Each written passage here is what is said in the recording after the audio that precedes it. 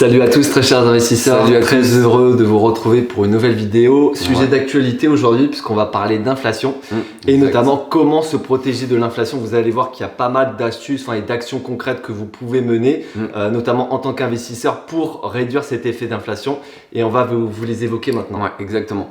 Donc le premier point et on va dire la première solution que vous pouvez adopter, ça va tout simplement de budgétiser vos dépenses. Je crois qu'on en a parlé dans une vidéo. Mais voilà, c'est un peu évident. Voilà, budgétiser toutes les dépenses que vous avez chaque mois et ça va vous permettre de voir justement les dépenses que vous pourriez peut-être ne pas faire ou notamment réduire.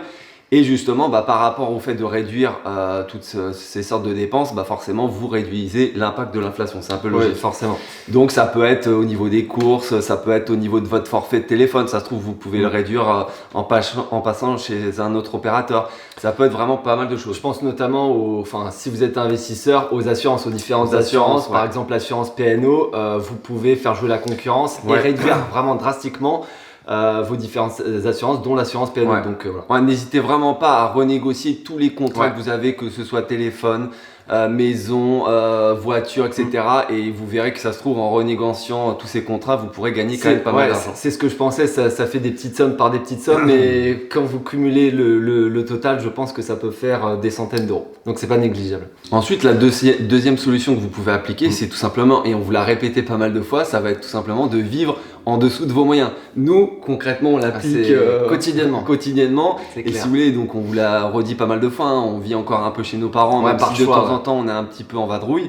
On a aussi un van pour ceux qui nous suivent, notamment sur Instagram, vous le savez. Et donc voilà, on essaie de réduire au maximum nos dépenses, on vit en dessous de nos moyens et on essaye notamment de par aussi les dépenses dans le premier point qu'on vous a évoqué, justement de l'appliquer dans la vie de tous les jours, donc c'est vraiment important. Disons que si c'est pas une nécessité première, nous le coup par exemple des parents ou même de vivre en van, c'est pas une nécessité d'avoir un appartement parce que voilà, pour l'instant on est célibataire, on se porte très bien comme ça et parce que notamment tu l'as très bien dit, on bouge à droite à gauche et notamment on pense à partir à l'étranger.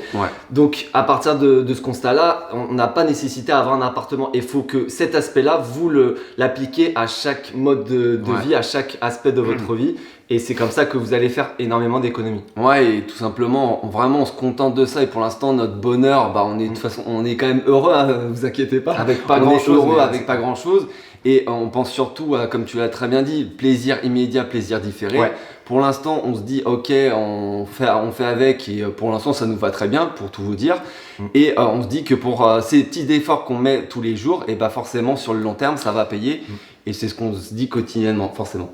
La troisième façon de se protéger de l'inflation, c'est tout simplement d'investir dans des placements plus rentables que le taux d'inflation. Donc là, le taux d'inflation, je ne sais plus, il est actuellement de combien donc là, on est en 2022 pour la petite histoire, fin avril. Et je crois que les taux en France, je crois qu'ils sont montés à 4% si c'est pas un peu plus. Et aux États-Unis et ailleurs, je crois que les États-Unis, ils ont dépassé les 8%. Donc c'est pour dire que là, il y a un réel impact de l'inflation forcément. Et donc quand je dis un déplacement bien plus supérieur, forcément je pense à l'immobilier. Si vous faites bien les choses, il est très facile d'atteindre 10, 11, 12, 13 si c'est pas plus, % brut. Je pense notamment aussi à des placements type la bourse. Je pense à la crypto qui est bien plus rentable, mais attention, bien plus spéculatif, bien plus dangereux. Je pense notamment à la bourse par rapport aux ETF qui est vraiment très. Il n'y a rien de besoin de faire et c'est très sécurisant en soi. Donc, et vous pouvez facilement atteindre 10, 11, 12%. Exactement. Donc voilà, la meilleure solution, et nous c'est ce qu'on applique encore une fois au quotidien, on a investi dans l'immobilier à travers 3 immeubles de rapport. On a investi dans les crypto-monnaies et potentiellement on investira dans le futur, je pense, dans la bourse. Et c'est ce qui nous permet de contrer cet effet d'inflation. Et ensuite, la quatrième et dernière solution, ça va être tout simplement par le biais de l'immobilier. Quand vous faites une demande de crédit et pour le financement de votre bien, on a encore actuellement des taux qui restent quand même assez bas. Donc là, je pense ils ont un petit peu monté. On est peut-être à 1,5 voire 2% pour les sociétés comme on a un peu eu, mais ça reste encore très très bas. Et voilà, l'inflation, on a un taux qui commence à être à 4-5%. Aux États-Unis, c'est bien plus. Donc forcément, l'argent que vous avez de la banque, c'est quasiment de l'argent gratuit puisqu'il est inférieur au taux de l'inflation. Donc vous avez ça. Et ce qu'il faut savoir, c'est que l'immobilier, la valeur de l'immobilier augmente chaque année. Ça, je pense que vous le savez. et elle augmente de valeur, enfin d'une manière conséquente et supérieure à la valeur de l'inflation. Donc il y a ça aussi à prendre en compte. Disons que l'immobilier c'est cyclique, attention, en court terme il faut faire très attention, mais sur le long terme, je te rejoins bien évidemment. Ça ne fait qu'augmenter. Vous regardez les 20-30 dernières années, ça n'a fait qu'augmenter. Mais en tout cas, dans le court terme, c'est cyclique. C'est pour ça qu'il faut faire extrêmement attention. Mais en tout cas, dans le long terme, c'est clair que de par le levier bancaire, vous êtes extrêmement gagnant de par les taux ridicules que vous avez actuellement. Et on n'a pas parlé évidemment du fait que vous pouvez avoir du cash flow positif sur vos biens immobiliers, de la plus-value latente, comme on vous l'a souvent répété. Si vous faites bien les choses. Si vous faites bien les choses dans une bonne ville, que ça a pris 10-15%, bah forcément vous avez une belle plus-value. Donc voilà, il y a vraiment l'inflation qui arrive. Donc faites les choses de manière à vous protéger de l'inflation intelligente et justement de par investir dans l'immobilier. Peut-être vous avez un peu d'épargne, n'hésitez pas peut-être soit à le placer en bourse ou à les mettre dans les crypto-monnaies si au niveau risque ça vous va.